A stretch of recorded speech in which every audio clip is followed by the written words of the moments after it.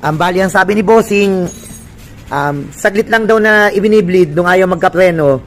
Wala na, ayawan na kagad. So, okay. Lesson learned sa case na to, na dapat maging mabusisi tayo.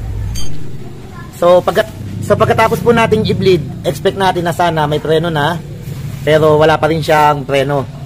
Ngayon, pinuno siya ng brake fluid, nababawasan siya, pero hindi pa rin siya nagkakapreno hanggang sa nakita natin na may tumutulo dito sa part na to. Ito, brake fluid to. Ayan. Ayan po, brake fluid dyan. Na pagka nagpe-press tayo, ayan, padami na ng padami hanggang sa tumulo na yan.